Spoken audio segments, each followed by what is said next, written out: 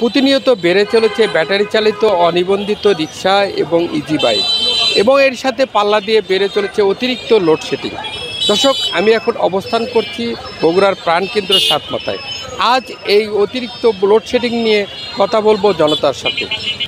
আমাদের যে আসলে যে অটোরিকশা, যেটা ব্যাটারি চালিত অটোরিকশা, এটা প্রচুর পরিমাণে বেড়ে গেছে এবং দিন দিন এর সংখ্যা অনেক, যার কারণে কিন্তু আমাদের সাধারণ জনগণ যারা আমরা পথচারী, ঠিক আছে, আমাদের অনেক সমস্যার সম্মুখীন হতে হয়।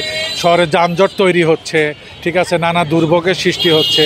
এতে আইনশৃঙ্খলা রক্ষাকারী বাহিনী যারা আছে, ঠিক আছে, তাদেরকেও আমি মনে করি একটু হার্ড লাইনে যাওয়া দরকার, কারণ এটাতে আসলে আমরা খুব জোর দাবি জানাচ্ছি অনেক দিন থেকেই, কিন্তু এটা ওইভাবে ফলপ্রসূ আমরা কোনো কিছু দেখতে পাচ্ছি না, ঠিক আছে। আর যেহেতু এগুলো চার্জার দিয়ে চলে, ঠিক আছে, চার্জিং সিস্টেম, এতে কিন্তু বিদ্যুতেরও অনেক অপচয় হচ্ছে। এমনি আমাদের দেশে অনেক বিদ্যুতের ঘাটতি, ঠিক আছে না, দেখা যাচ্ছে যে ঘন ঘন লোডশেডিং হয়।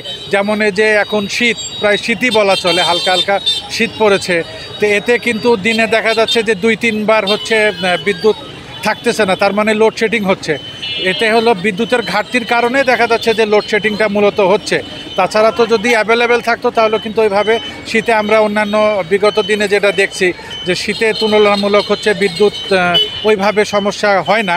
এই যে অটো রিক্সা মনে করেন সারাদিন চলে, ব্যাটারি চার্জ দেয়, আমাদের কারেন্টের সমস্যা হচ্ছে, আমাদের রাস্তাঘাটে গাড়ি চালানোর সমস্যা, আমরা প্রাইভেট কার চালাতে পারছি না।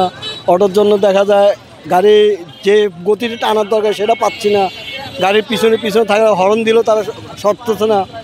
আমাদের অনেক রকমের সমস্যা দেখা যাচ্ছে অটো রিক্সা, দিনে দিনে খেলে অটো রিক্সা বাড়তেছে, কমার কোনো নেই। খালি আমাদের ছেলেবেলেরা লেখাপড়া ঠিকমতো করতে পারতেছে না। সন্ধ্যার সময় তারা এখানে যখনই পড়তে বলতেছে তখনই আমরা কারেন্ট নেই। এছাড়া আমরা যে মসজিদে নামাজ পড়তে যাই ওই মুহূর্তে আমরা কারেন্ট নেই। সারাদিন আপনার করার পরে হয়তো আল্লাহ রসুলের ইবাদতবন্দি করবো, এই সময় এই মুহূর্তে দিয়ে কারেন্ট নেই।